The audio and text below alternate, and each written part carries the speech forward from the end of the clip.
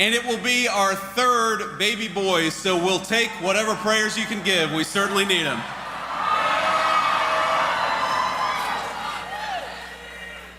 And when I was here last year, I had one other piece of advice for this group, and that was very simple: to be joyful in your advocacy. And looking out at this crowd today, it seems like you took that suggestion very well to heart, because I see joyful people. I see grandmas, I see parents, I see beautiful little kids with incredible green hats.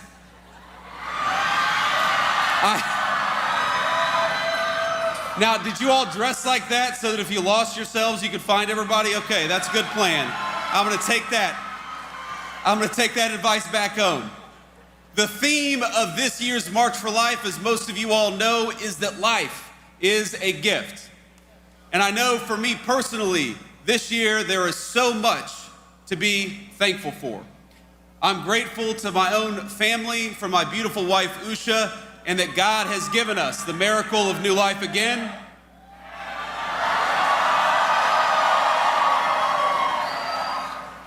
I'm grateful for this movement, for the truth that is on our side. And frankly, I'm thankful for the technological breakthroughs that have allowed us to affirm and protect life. Things like 3D ultrasounds that didn't exist just a few short decades ago. Things like the new medical technologies that have saved the lives of countless premature babies. But let me today say that I am especially grateful for all of you, even the ones with Michigan hats, and there are a couple of you out there.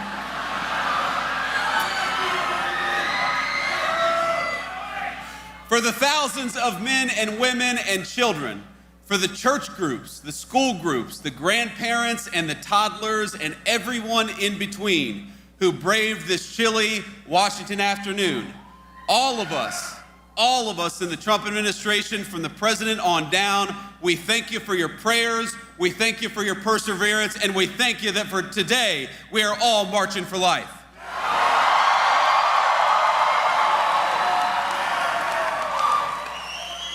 I know a lot of us heard from the president just before this, so you know that he loves and cares deeply about this movement.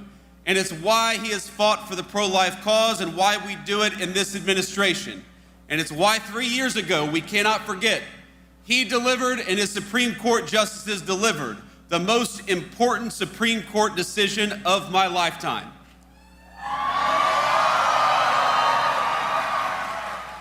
Because with the Dobbs decision, what we did, what the president did, what the Supreme Court did, was put a definitive end to the tyranny of judicial rule on the question of human life.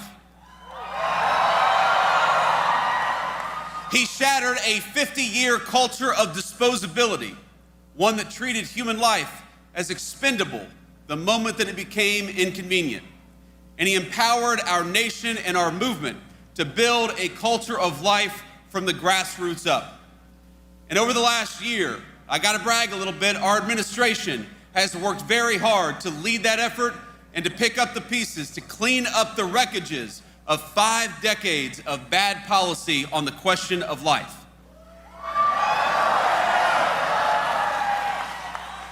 It's an amazing crowd.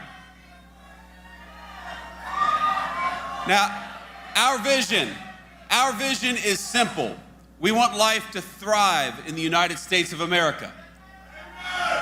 We want Americans, every American from all walk of life, to have happy, healthy children.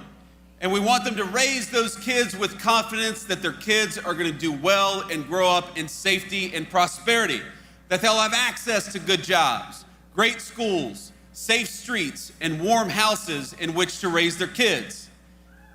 And we want all of our American families to be able to do it with the confidence that their nation will stand with them just as they have stood with the United States of America.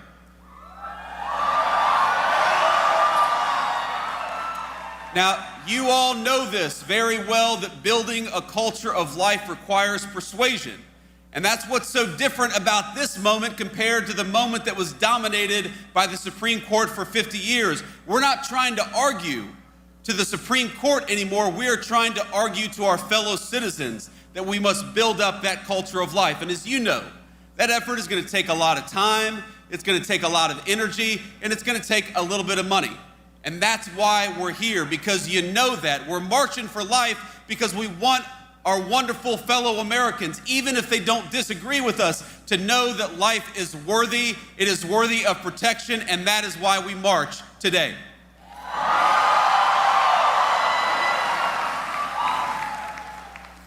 So let me tell you something very simple. That under this administration, again, from the President of the United States, the Vice President, you have an ally in the White House. Now some of our work over the last year has been very straightforward and very easy.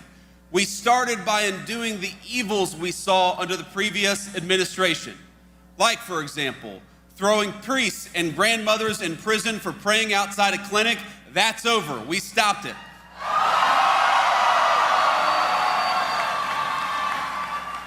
Where the previous administration mandated taxpayer funding for abortions, including travel costs across the entire government, this administration ended it. And over the past year, we built steadily upon the victories of the president's first term. We have secured religious freedom in the United States of America once again. That was important. We have ended the censorship of Christians, Jews, and other Americans of faith who are punished simply for following their faith in public life. We have expanded conscience protections for healthcare workers and defended faith-based foster care and adoption. We gutted Biden-era rules and ensured that no nun, no nurse, no pharmacist, and no physician has to check their faith and their values at the door of their workplace. And under the last administration, under President Biden and congressional Democrats, the power of government, we know, was marshaled against us, against our faith, against our families, and most importantly, against the most vulnerable. That stopped with the Trump administration, and it is not coming back.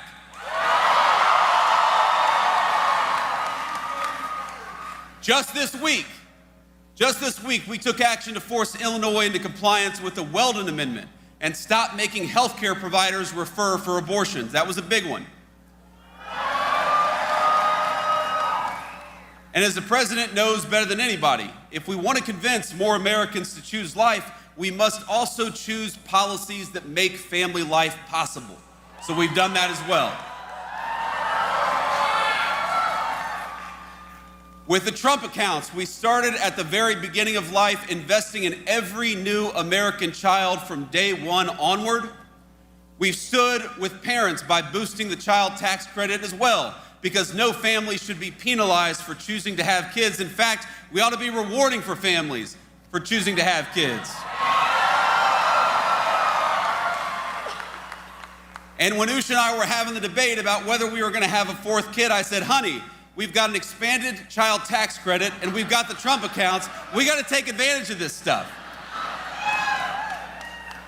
We're restoring homeownership for real families, and you may not think this is connected to the pro-life cause, but when we ensure that real families, moms and dads, instead of Wall Street, have access to American homes, we help create that important culture of life.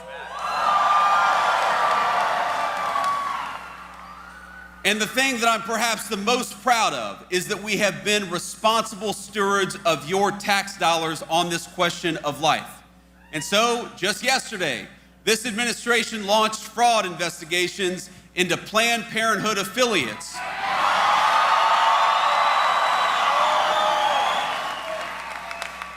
For millions of dollars in PPP loans that were unlawfully received and unlawfully forgiven by the Biden administration. You should not be able to commit fraud and use taxpayer money for abortion. It's that simple.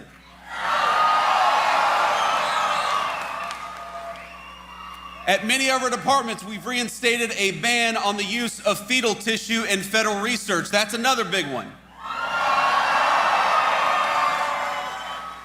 And this is something we're so proud of. We're returning accountability to our foreign policy as well. Under Joe Biden, it was the policy of the United States to export abortion and radical gender ideology all around the world. That is what they did with your tax money. They would relentlessly bully developing countries into parroting their far-left views. But under President Trump's leadership and with our great Secretary of State, we believe that every country in the world has the duty to protect life.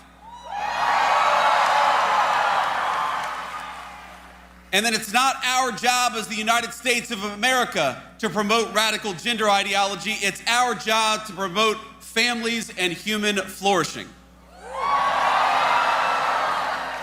Now that's why we've completely realigned U.S. foreign aid and turned off the tap for NGOs whose sole purpose is to dissuade people from having kids.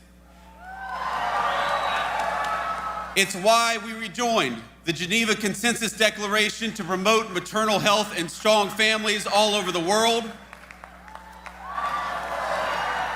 And it's why we speak up when other nations throw pro-life and pro-family advocates in prison for silent prayer, which we've seen way too much, but it's got to stop. And today, our administration is proud to announce a historic expansion of the Mexico City policy. We're going to start blocking every international GO that performs or promotes abortion abroad from receiving $1 of U.S. money.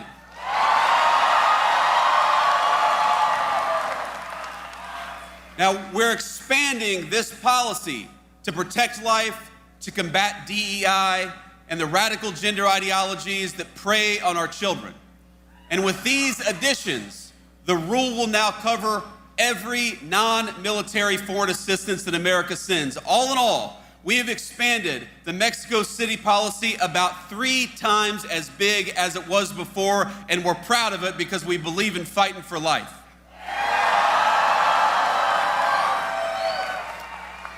And a lot of you may know that under the Biden administration, they used Medicaid and other programs to launder your tax dollars into abortion money all over the United States of America.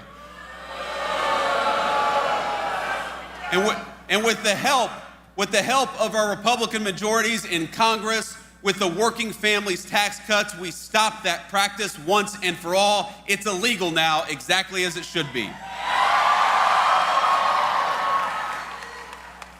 Let me just say, my friends, that we have to be clear. We cannot be neutral. Our country cannot be indifferent about whether its next generations live or die. Because, think about it, what ultimately gives meaning and life to the United States of America, this is not a new question. Every civilization has been forced to answer it. You march today, we march today, because you have an answer to this question about what kind of civilization we are and about what kind of civilization we're going to become in the future. I read an article some time ago. It was about classic archaeology, of all things. And one particular piece of information has haunted me. That one of the telltale signs of an ancient brothel in the pagan world was that you'd always find a large number of baby skeletons nearby. A lot of baby skeletons. And those bones predominantly belonged to boys. Because unlike little girls, those boys would be of no use to the future adults who were running those brothels. Now, this is shocking to us because we grew up in a Christian culture and were formed by religious values. Even those of us who aren't particularly faithful, it's a shocking thing to hear. But we have to remember that in the ancient pagan world, discarding children was routine. From the skeletons in brothels to the child sacrifice of the Mayans, the mark of barbarism is that we treat babies like inconveniences to be discarded rather than the blessings to cherish that they are. But the inheritance of our civilization is something else. The fact that, as Scripture tells us, each life is fearfully and wonderfully made by our Creator.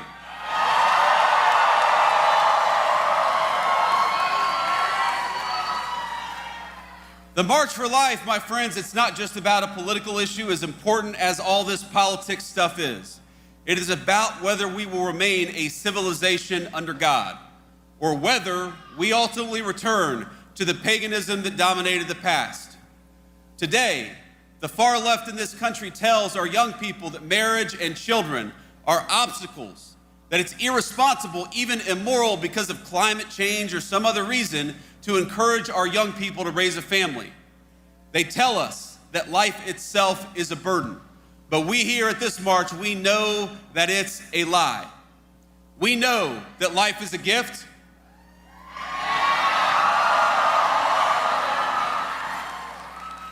We know that babies are precious because we know them and we love them and we see the way that they can transform our families. We know that family is not just the source of a great joy, but is part of God's design for men and women, a design that extends outward from the family to our neighborhoods, to our communities, and to the United States of America itself.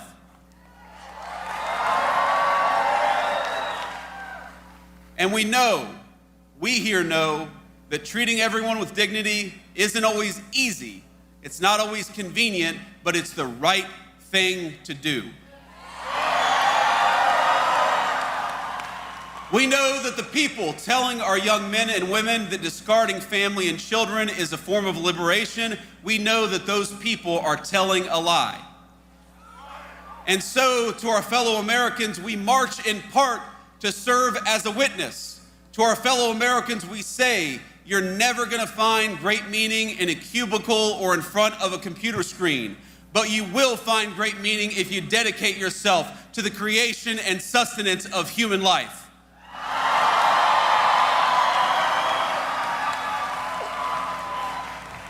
Now, I must address an elephant in the room, and I've heard the guy over here talking about it.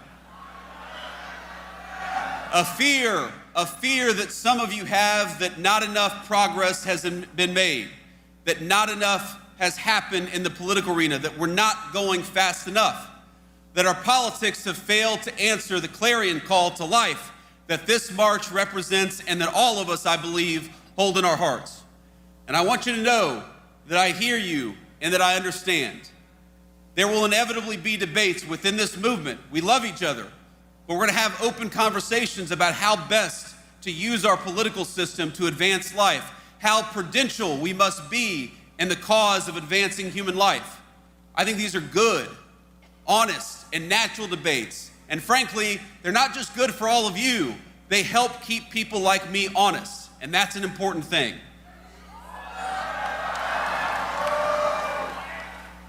But I think all of us also have to remember that we are commanded to let not our hearts be troubled. Because I look at this crowd and I see young people for whom Dobbs is the only world they've ever known. And I see people with just a little bit more gray in their hair, who for 50 years toiled to live in a country where questions of life would be answered by we the people rather than tyrants in robes. All of us have heard their stories. They've heard of the movement betrayed, of taking one step forward, and then 2 steps back, and then 3 steps forward after that. They know stories of heartbreak and of triumph. Some of them I've known very personally from ballot issues that I fought very hard for, some of which have gone the right way, and some of which have gone the wrong way. And I remember friends of mine who spent their entire lives fighting for the unborn without ever seeing the victories that have accumulated in recent years. My friends, I'd ask you to look where the fight for life stood just 1 decade ago. And now, look where it stands today.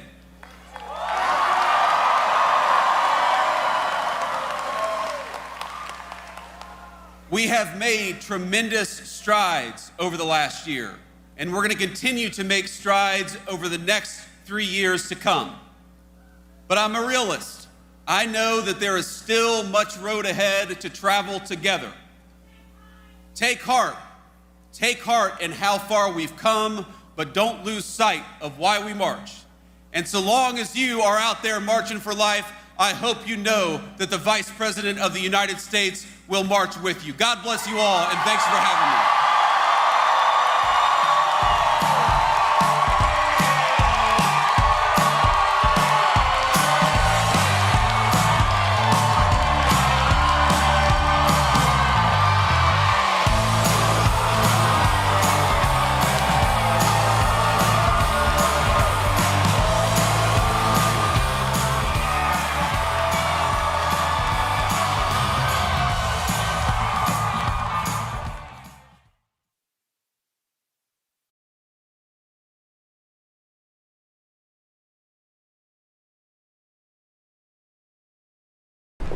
Nice to be with you. Welcome to the final cabinet meeting of 2025, a year that will go down as the most consequential and successful first year of any administration. They're saying that, not me.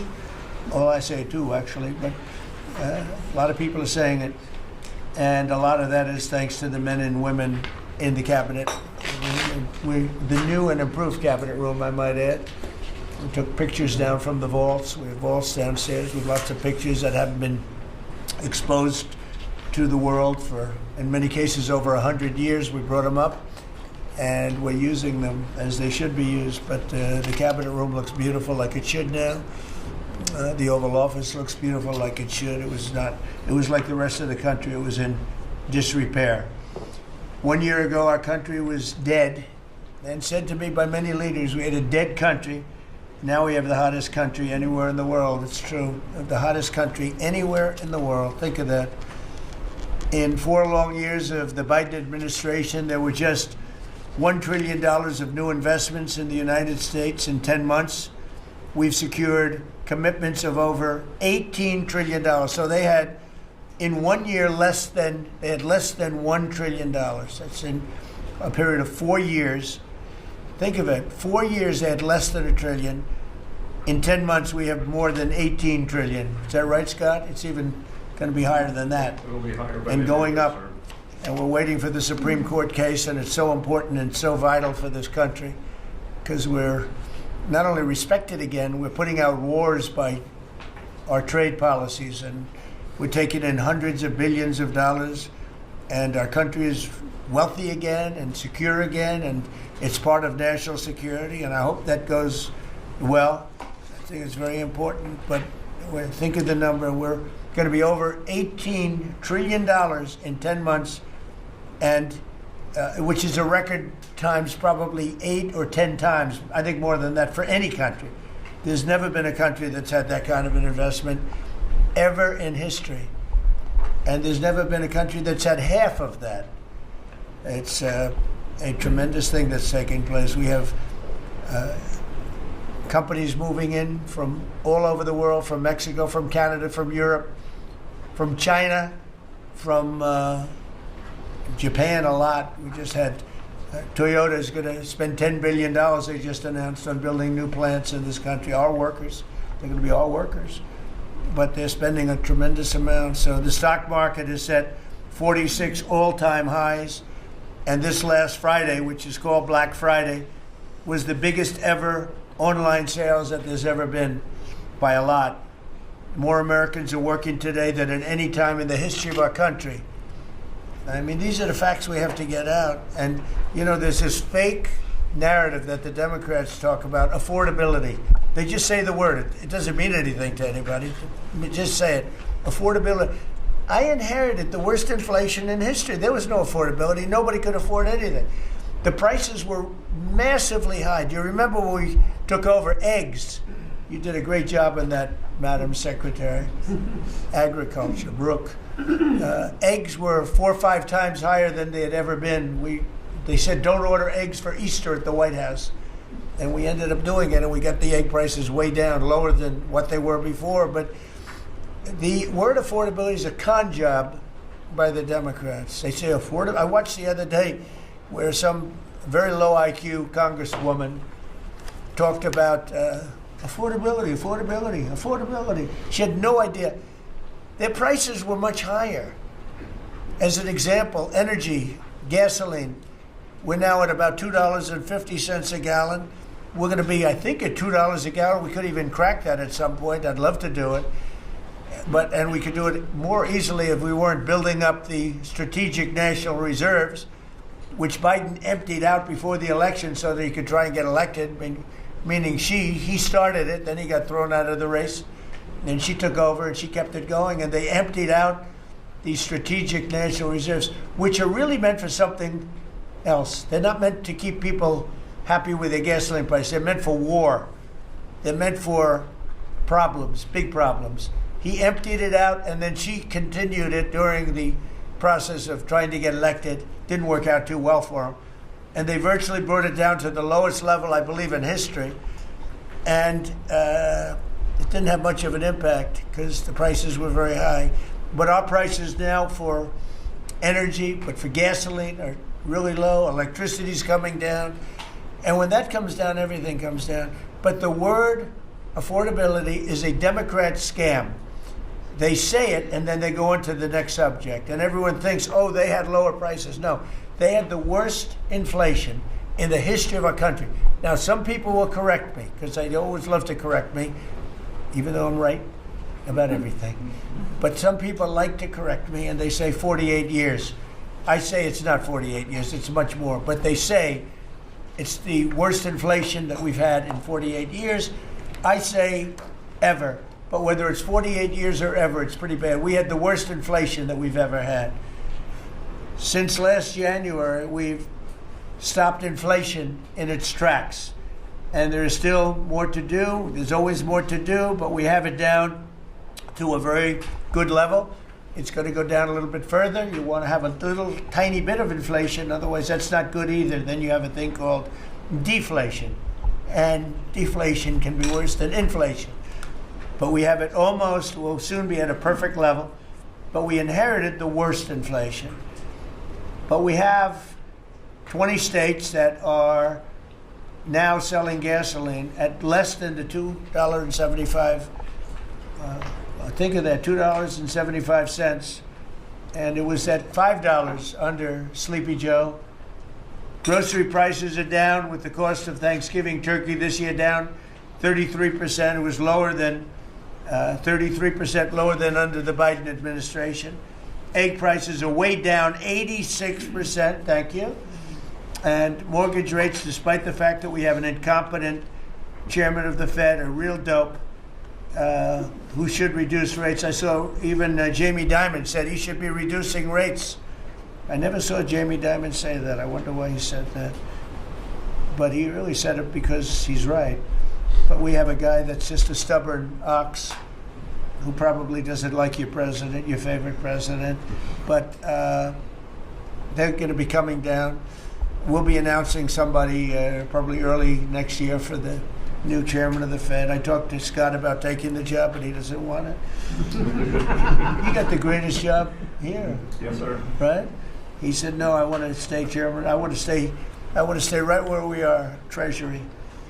And I think we're doing really great, aren't we? Huh? We're doing great, sir, and it's a great team to be part of. Yeah, no, it's amazing. Under my executive order to lower prescription drug prices, which I think is the single biggest thing we've ever done that nobody writes about because you're fake news. I've made unprecedented deals along with Bobby and Oz and all of the people that work on it. A lot of people that you wouldn't even think work on it, but they do, to slash drug prices by 200%, 300%, 400%, 500%, 600%, 700%, 800%. Nobody's ever heard of it before because I instituted favored nations and no nation agreed to do it. And then I said to the nations, if you're not going to do it, I'm going to charge you 100% tariff, which is more money than we're talking about. And they said, sir, we'd love to do it. Please, we would be honored to do it. And they agreed that they would go along with the whole thing. Nobody thought you could do it because they felt, number one, you couldn't get the drug companies to do it. So we're paying, as an example, for let's go with the fat drug, FAT, for fat people. Anybody use it at the table? Don't ask. But the fat drug was $135. Think of that. For certain people, $1,300 for certain countries, $1,300 in New York. So in New York it was $1,300, and in London it was $135. And a friend of mine called me, he said, "What is this? Why is it?" He got used to paying $1,300. Well, now what we have it down to is, Bobby, what's the number? Like 150 or something? We have it down to a low number, don't we? Yeah, it's around 100, 125, 150. Yeah, think of that. So we got it down from $1,300 to $125 to $140, depending on various countries. In other words, we're paying the lowest price, tied for the lowest price in the world. And people said you could never do that because you couldn't get the countries to agree to it. I did. Every country agreed to it because I said, if you're not going to agree to it, that's okay, I'm going to charge you tariffs. And as soon as I said that, they said, we agree. And then we had to be a little tough with the drug companies, but they came along.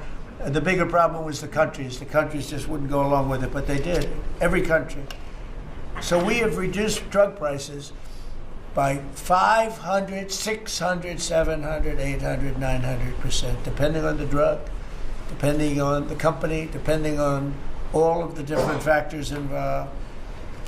Nobody's ever even thought of drug reductions like that, price reductions. And I told you the story that in my first term I was so proud of myself because I reduced drugs. It was the first time in 28 years that drug prices were reduced.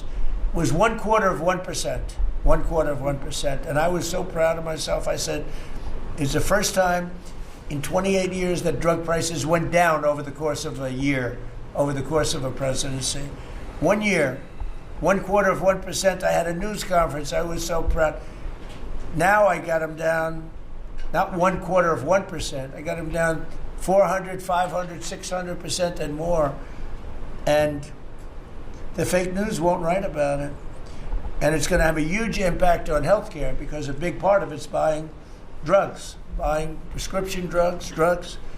It's going to have a huge positive impact because Obamacare is a disaster. I said it years ago, and I say it now, and the money should be paid, taken away from the insurance company. Obamacare was made to make the insurance companies rich. Their stocks have gone up 1,000% in a short period of time because the money goes to the insurance company. I want the money to go to the people. Let all the money go to the people, and let the people go out and buy their own health care. And I see on television, people are advertising now, we will help you buy health care. We will go out and help you buy. That's becoming like an industry because of what I said. So something's going to happen. It's probably not going to be easy because the Democrats, frankly, they don't want to make a good deal for the people. They just want to make a bad deal for the country. They want to make a bad deal for the Republican Party. But the Republican Party is united, and I will say that what I would like to do is the money doesn't go, trillions of dollars get paid to drug companies. And you still have lousy health care. Obamacare is horrible health care. We want it to go to the people and then let the people go out and buy their own health care, and they'll do great. They'll do great. So we're negotiating that now with the Democrats. Well, congressional Democrats want the largest tax hike in history. I proudly signed the largest tax cuts in American history with the Great Big Beautiful Bill.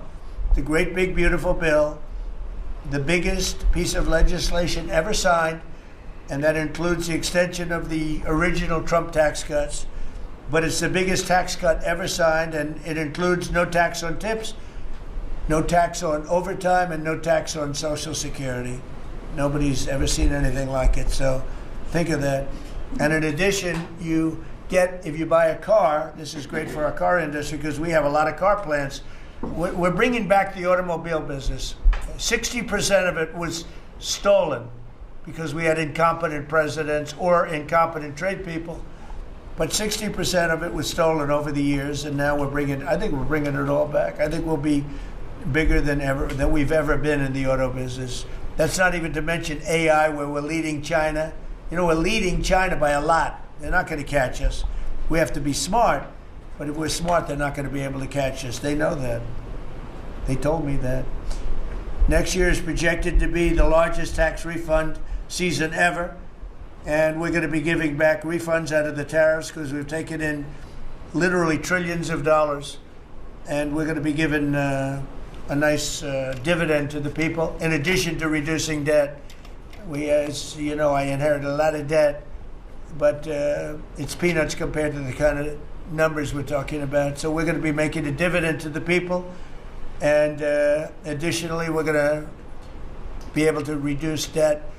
And as time goes by over the next 2, 3, 4 years, those numbers are going to go up. And I believe that at some point in the not too distant future, you won't even have income tax to pay, because the money we're taking in is so great, it's so enormous, that you're not going to have income tax to pay.